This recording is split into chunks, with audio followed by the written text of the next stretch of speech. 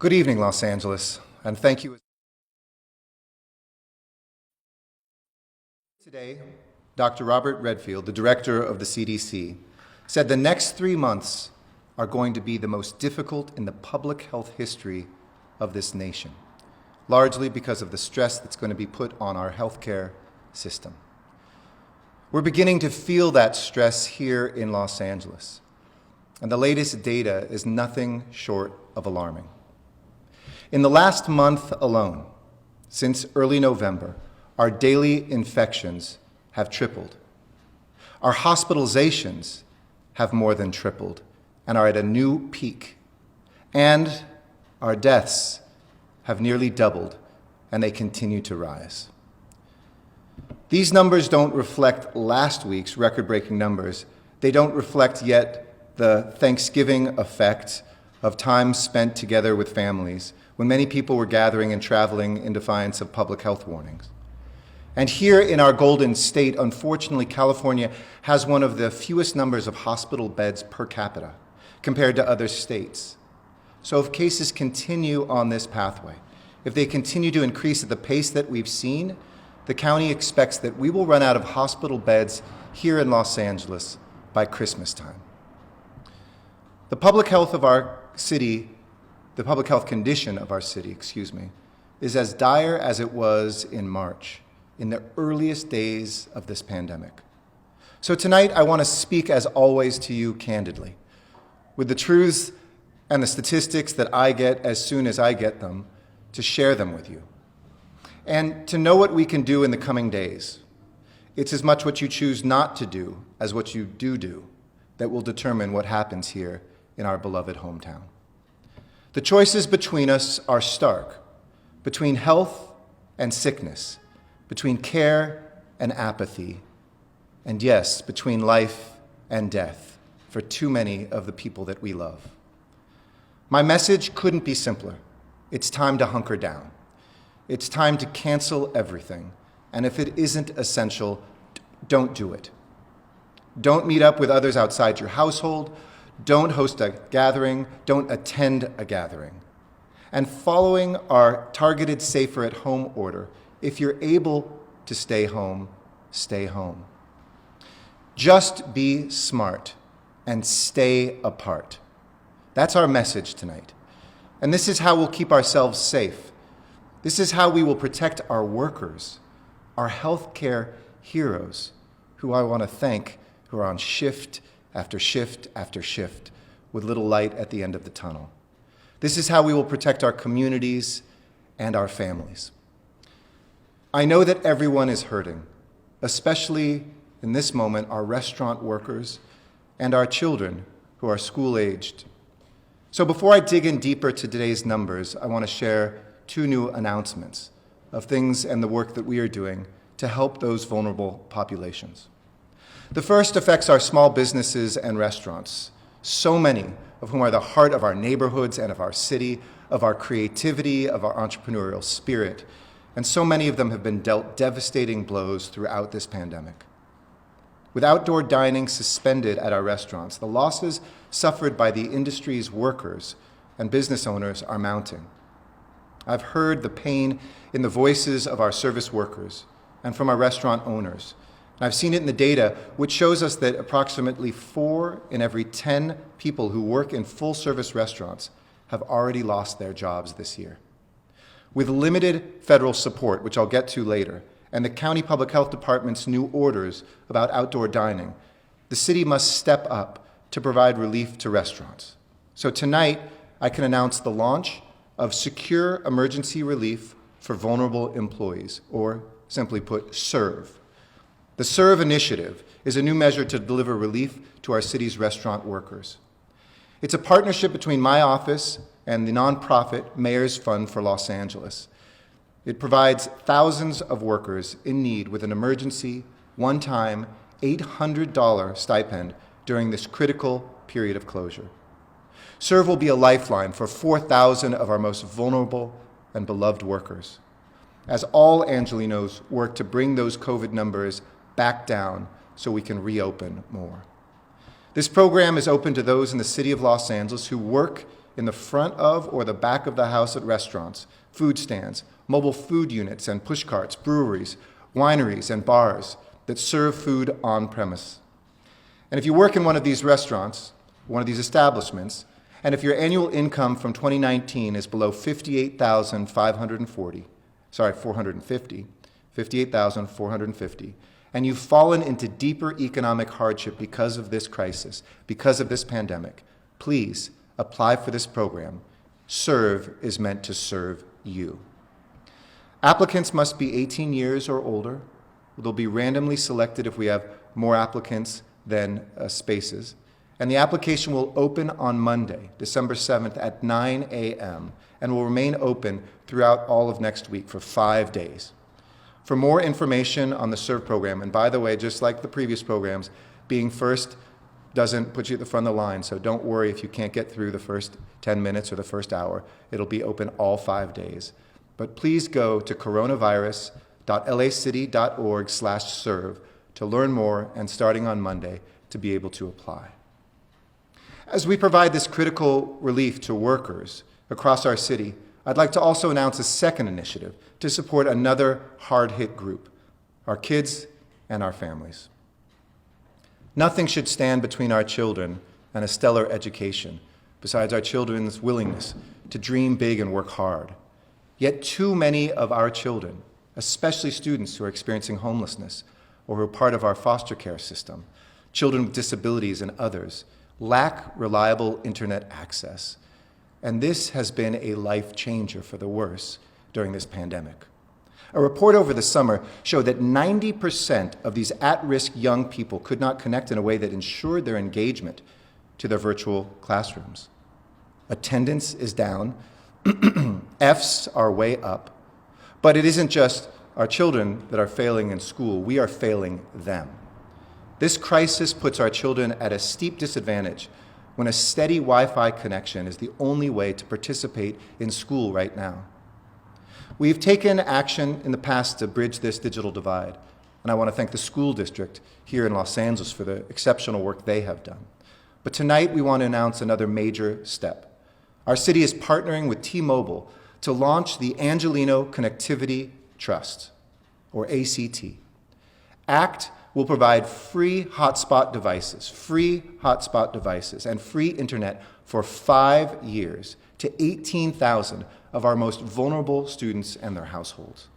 Starting this week, the City of Los Angeles will begin to identify students in need throughout our city, using our youth and family source centers, public libraries, and local partner organizations, including the Brotherhood Crusade and School on Wheels. And I want to thank both of them for the extraordinary work they've done throughout this pandemic.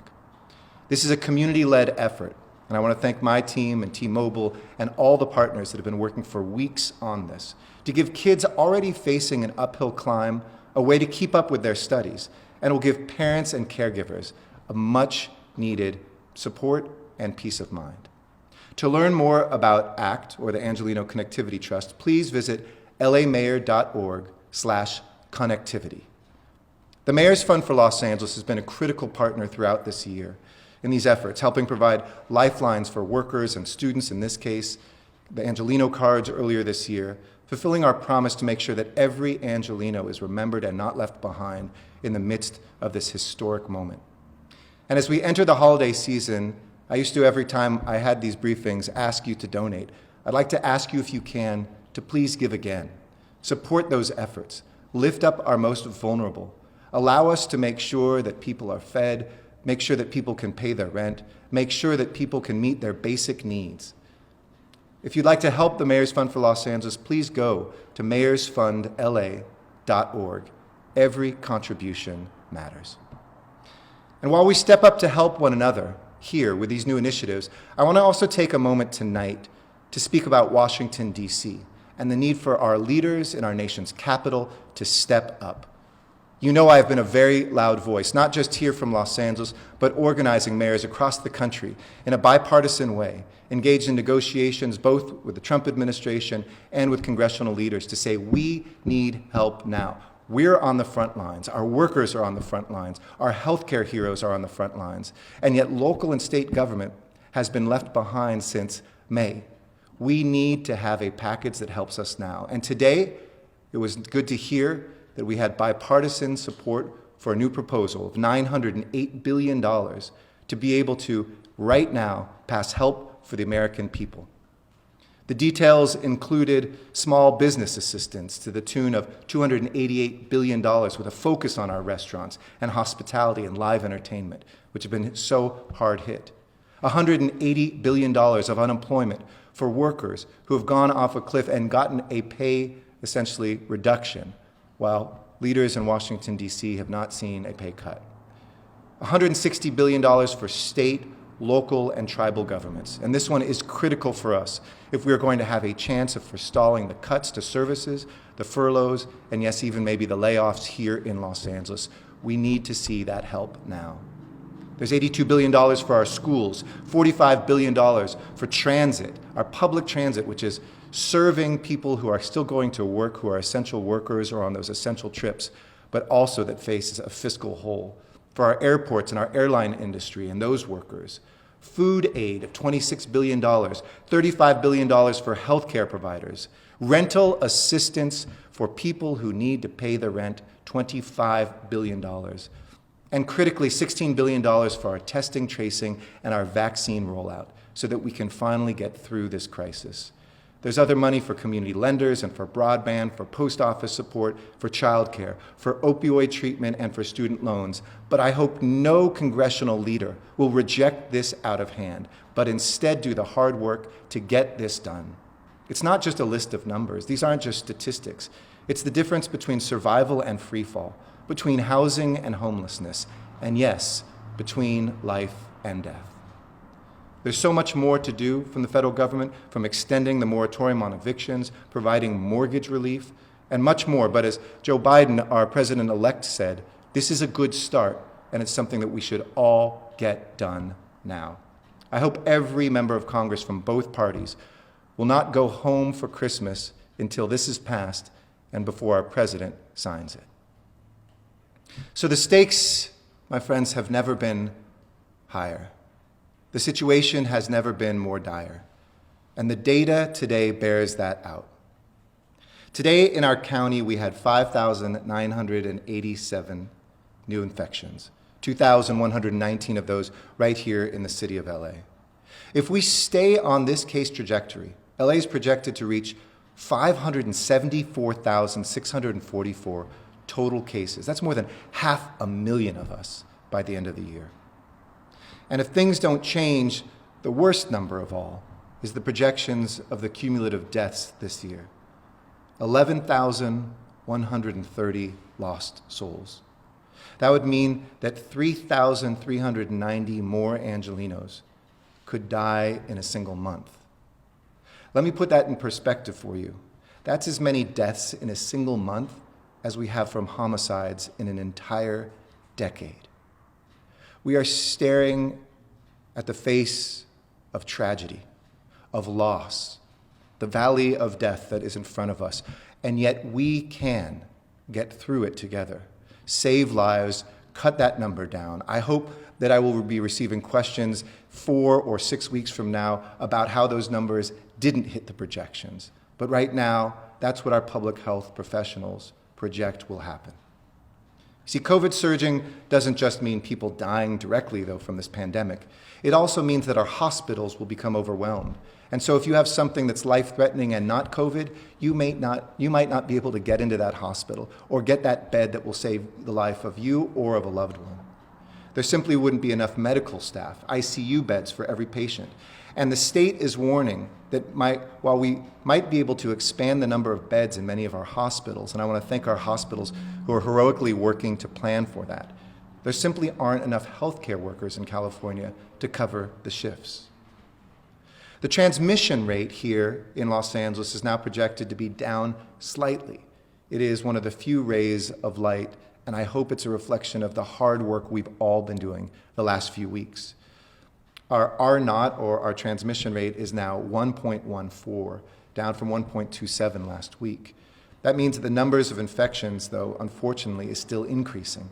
Whenever that number is more than 1, it means every 1 new infection is resulting in more than 1 infection as a result.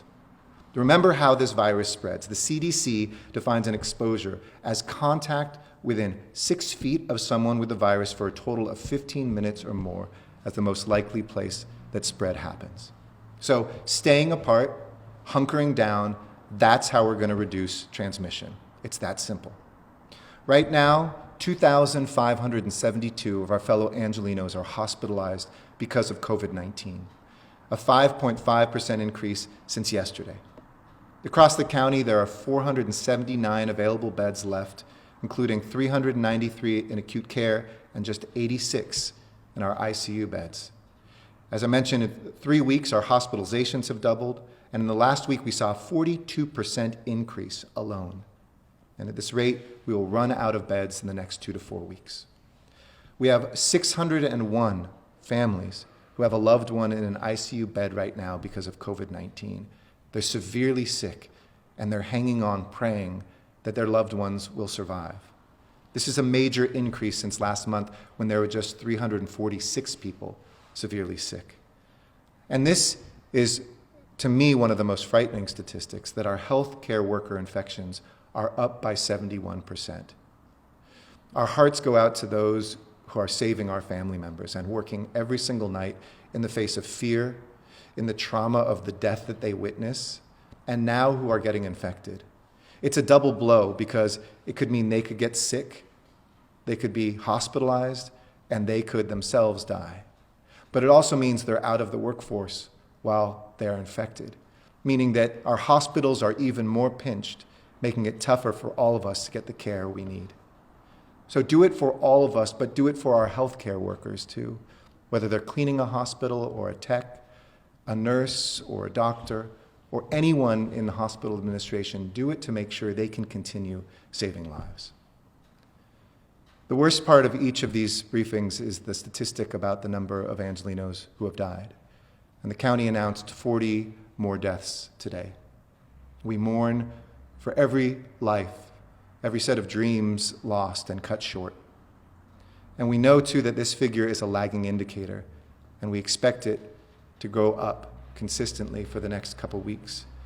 We know as hospitalization rates go up, that deaths follow. And we can't forget another key fact about the numbers, that this disease takes several weeks to show up in our data. So this is just a snapshot of where we were at the beginning and the middle of November. It's not actually a snapshot of today. What we may see in the coming weeks is something that Dr. Fauci called a surge upon a surge, a December wave on top of a Thanksgiving wave that's followed by a Christmas wave. We just can't let that happen. We have to do everything we can to prevent it. So stay at home as much as possible. In these critical weeks, it won't last forever, but it will make all the difference. And it will shorten the time that we do have to stay at home if we all opt to stay at home. Don't share your air. Don't gather with other households. And know your COVID-19 status by getting tested if you think that you've been exposed. As of this week, we've conducted in city sites 2.5 million tests since the start of this pandemic. And the current 7-day positivity rate at city sites is 11.5%. I promised you from this podium that we would expand testing to meet the higher demand, and we have delivered on that promise, more than doubling the tests each day in just over a month. And I want to thank our heroes from the Los Angeles Fire Department and the volunteers of CORE, whose work you can support by donating or signing up to volunteer at coreresponse.org. This amazing organization based here in Los Angeles that are the ones that you see when you drive through those centers or walk up to those centers. Coreresponse.org needs your help. We have the capacity now to test more than 39,000 people every day, including new testing capacity now at San Fernando Park, at LAX, and additional mobile units that we've brought online. We've worked really hard to reduce wait times at sites to meet this moment. Now about just 30 minutes at Dodger Stadium as of today, 10 to 15 minutes at most of our other sites, and with no wait at San Fernando Park and at Crenshaw Christian Center. Today and tomorrow, mobile teams are conducting testing in North Hollywood, in Boyle Heights, and 3 different sites in South LA to keep our momentum of keeping down deaths in our most vulnerable communities. We've also maintained one of the quickest turnaround times for tests in the country, especially of an operation of our size, ensuring that information gets to you quickly when you can use it to slow the spread. That stands right now at an average of 24-hour turnaround time from our labs to tell you your results. To find any of our locations of the mobile testing sites or the ones that we have consistently, please visit coronavirus.lacity.org/testing to find out where those places are and to sign up for a test if you need one today. If you think you might have been exposed, get tested immediately and quarantine until you have received a negative result. Don't wait. Those first few days are so important. But remember that your test results only captures your status the moment you took the test. It is not your passport to party. It's not your way to go out and hang out with other households. It is just to find out whether you were sick that day and to make sure that you can slow the spread. And if your test result does come back positive, isolate yourself for at least 10 days from the time your symptoms first appeared, and stay isolated for at least 24 hours after your last fever.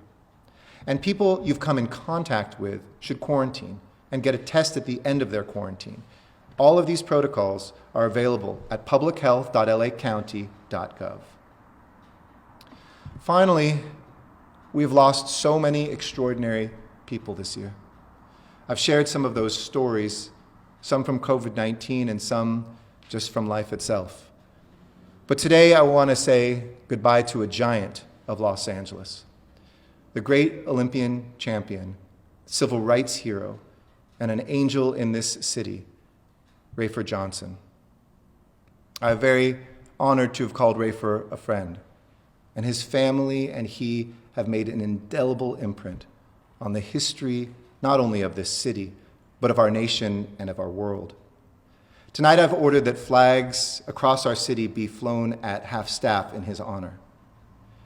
Rayford was one of the greatest people I've ever met, an athlete without peer, who grew up watching his parents pick cotton not in the Deep South, but in the San Joaquin Valley, a standout athlete who was exceptional at 4 different sports, who came to UCLA inspired by the civil rights heroism and the excellence of Jackie Robinson. And he might have even been a greater athlete than Jackie Robinson himself, winning the gold medal in the decathlon, becoming the greatest athlete on the face of the earth. But he didn't just compete. He was a civil rights pioneer, was the first black member at UCLA of an integrated fraternity, the student body president in the face of racism. And I'll never forget later in his life, after he made history by helping the Special Olympics get started up here in California, and before that, being with Robert Kennedy, an activist in his campaign, and with him the night that he was shot here in Los Angeles.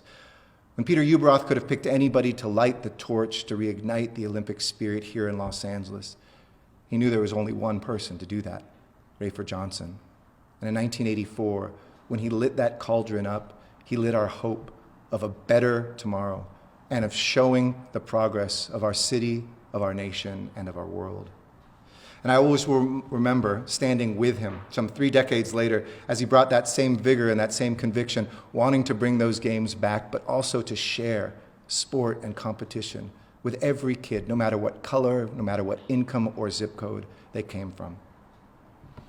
Years later, when Rayford was asked about the decathlon and the win that he pulled off in the incredible Summer Olympics of 1960, which was competitive and came down to the last event, the 1,600 meters, which he hated, against a rival who he was friends with, but who could have easily surpassed him, he gave everything to that last kick. And he said, I had one advantage when asked why he won. This was my last decathlon. I was prepared to run as fast as I had to in this last race of my life. And he won that and announced his retirement. Los Angeles, we are running to in a brutal race, a year that has tried us and tested us, asked us who we are, has led us sometimes to feeling divided, but more often than not, to being united, to find that common love and that common space and that common ground of what we share before what separates us. The end of this is in sight, but it won't come automatically. The new year brings hope for our health and for our future, but this is not over yet.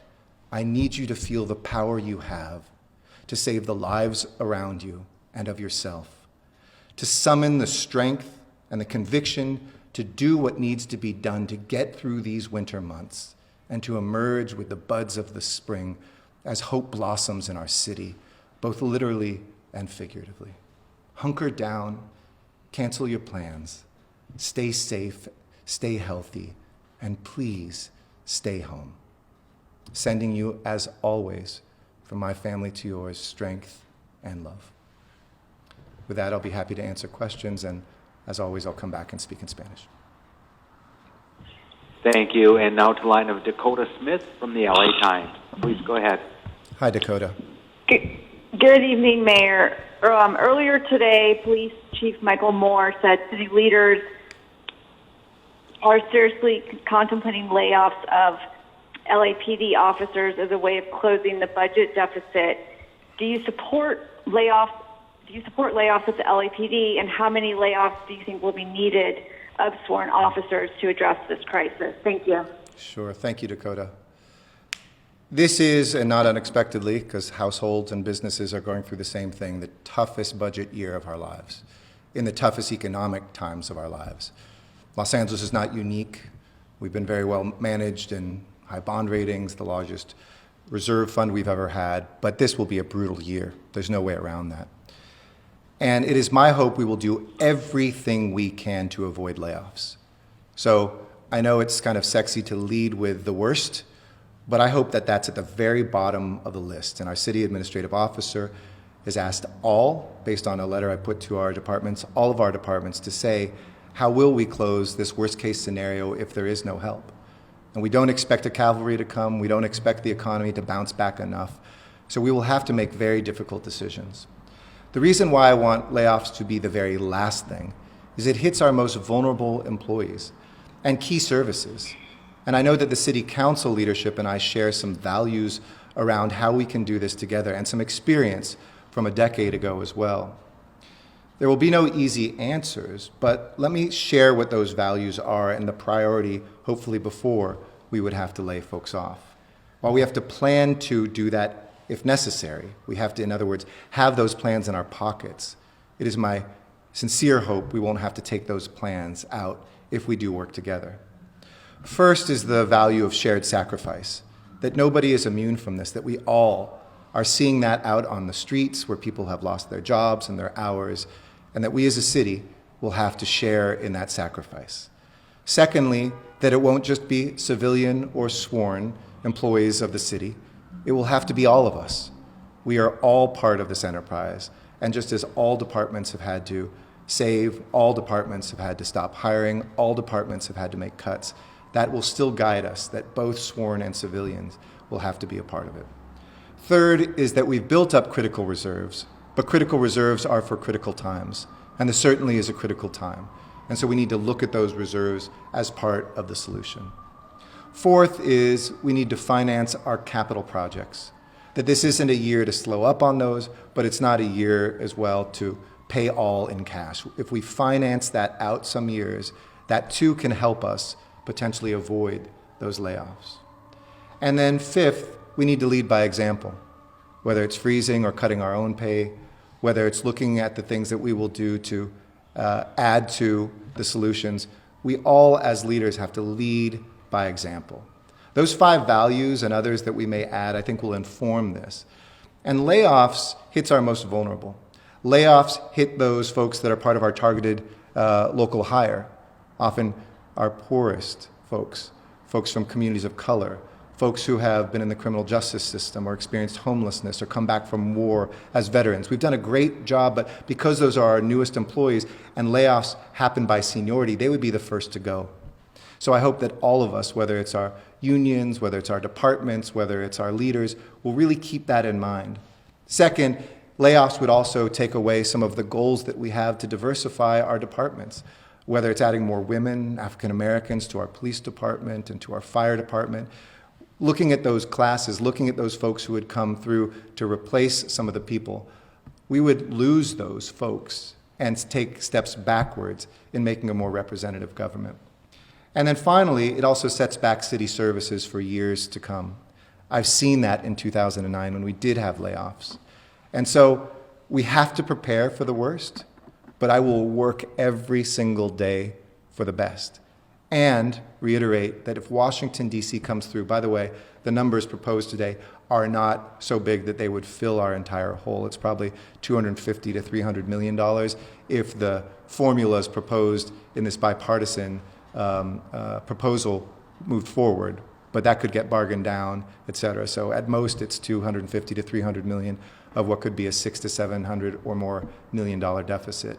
That can help us. We will be vigorous about it. Those other things together may help us avoid it, but we have to be ready. So it's too early for me to say. I will only be able to answer that question if we get to a point where after all of those things, we still have a deficit. Next question, please. That's it? Okay. Thank you. Next comes from Albert Cerna, a student at San Francisco University. Please go ahead. Okay. Good evening. Good evening, Mayor. Thank you for taking the time. You bet. I have two questions. I wanted to know first, what has the mayor's office done to curb the spread of the virus in the neighborhood of Boyle Heights, which has one of the highest, if not largest number of cases in LA City? And my second question is also about Boyle Heights. The neighborhood has the lowest number of turnout for the census response. I was wondering if the mayor's office knew how that will affect the community, especially in response to COVID relief in the future. Sure. Well, we certainly won't be looking at response rates for census before we bring resources. Resources go where they are needed, period. For instance, the African-American community, where we saw double the deaths, we surged into neighborhoods with high African-American population. We're the first big city in America, and maybe one of the only ones to cut those deaths under the representation in the population. Boyle Heights is very special to me. It's where both sides of my family, the Mexican and Jewish sides, first settled. I know how Boyle Heights has sometimes gotten the short end of the stick. My grandfather's home was taken to build the 101 freeway. My grandmother used to tell me stories about what it was like growing up in Boyle Heights. And so we have surged into Boyle Heights, I think as much as any neighborhood, the mobile testing there, and made it readily available nearby too, in surrounding neighborhoods. The biggest surges we've seen, actually 9 of the top 10 neighborhoods are in the Northeast San Fernando Valley as well. So we've set up recently the San Fernando Park walk-up facility, which is a super kind of center that you can go into, and it can surge many people into there, thousands a day if necessary. And similarly in Boyle Heights, we're going to continue being there, not waiting for people to go to Dodger Stadium or other close by places, Union Station, but making sure that we are there in Boyle Heights as well. So we will be this weekend again in Boyle Heights with mobile testing. And again, coronavirus.lacity.org/testing gives all of those locations, and we encourage folks to go there. Thanks so much for that question. Next question? That's it? Okay. Thank you.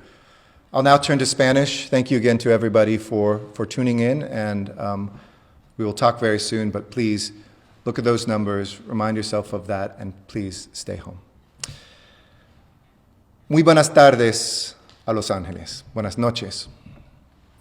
Hoy el director del Centro de Control de Enfermedades nos advirtió que los próximos 3 meses serán los más difíciles en la historia de salud pública de nuestra nación. Este momento es crítico. Los datos que hemos visto en los últimos días han sido alarmantes. El promedio de infecciones semanales ha subido el 225% desde principios de noviembre.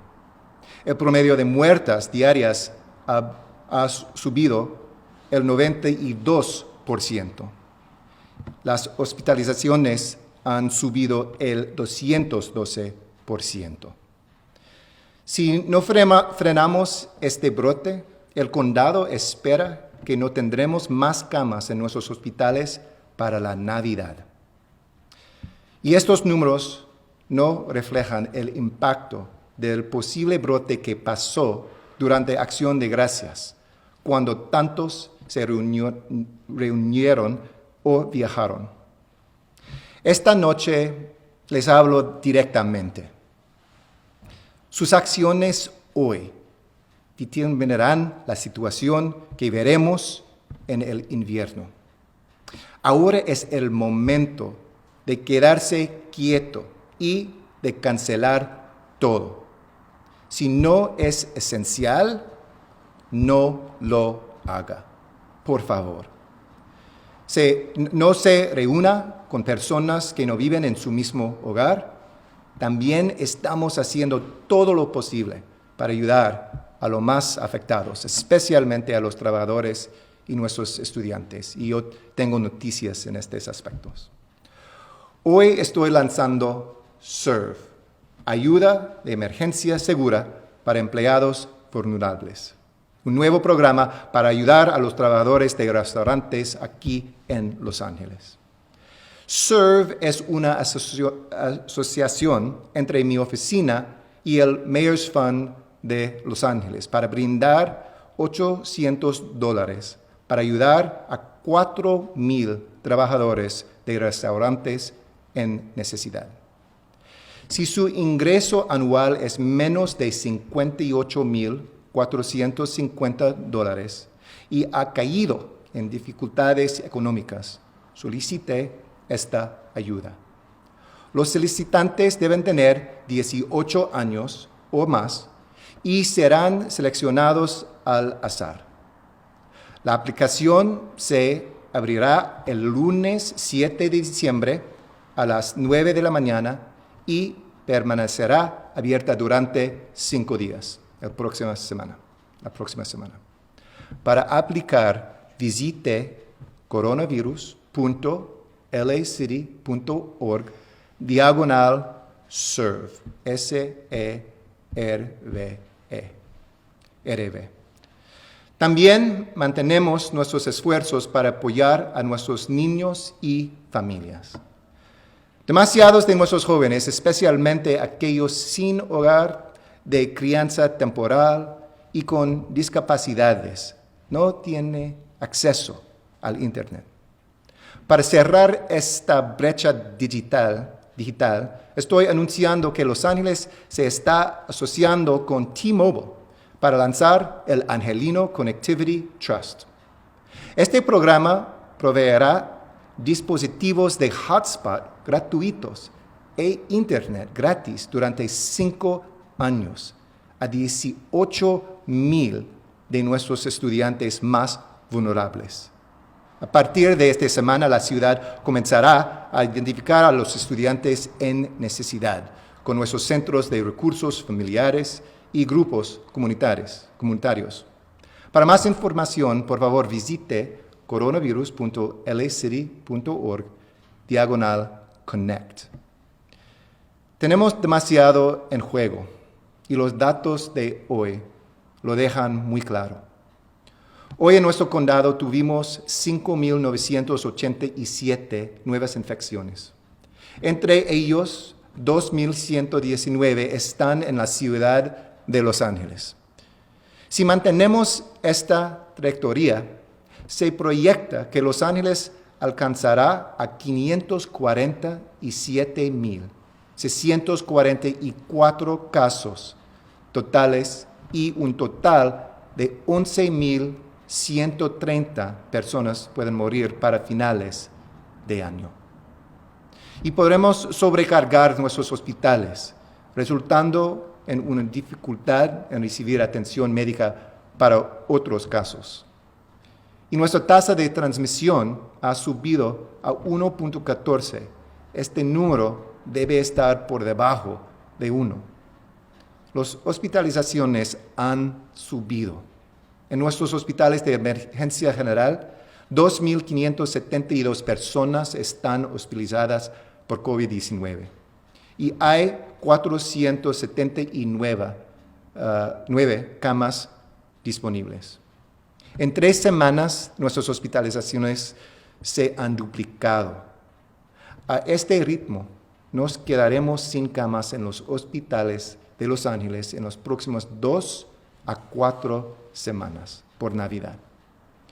El condado reportó 40 nuevas muertes hoy y tristemente esperamos que las muertes aumentarán dramáticamente. Todos sabemos lo que tenemos que hacer para evitar esto. Quédese en casa lo más que pueda. No se reúna con otras fuera de su casa y hágase una prueba si cree que ha sido expuesto. Hasta esta semana hemos realizado 2.5 millones de pruebas en sitios de la ciudad y la actual tasa de positividad es 11.5%. Tenemos la capacidad de probar a más de 39,000 personas cada día. Mañana habrán equipos móviles realizando pruebas en North Hollywood, Boyle Heights y 3 sitios en el sur de Los Ángeles. Para encontrar estos sitios de prueba, visite coronavirus.lacity.org/testing o llame a 311. Los protocolos de aislamiento y cuarentena se encuentran en la página publichealth.lacounty.gov. Hemos perdido a tanta gente extraordinaria este año y hoy nos despedimos de un gigante de Los Ángeles, el gran Rayford Johnson. Esta noche he ordenado que las banderas de la ciudad estén a media hasta en su honor. Los Ángeles, estamos corriendo en una carrera brutal. Y lo que hacemos ahora en estos momentos críticos determinará nuestro futuro. Cáncele sus planes y quédese en casa. Fuerza y amor, Los Ángeles. Thank you and good night.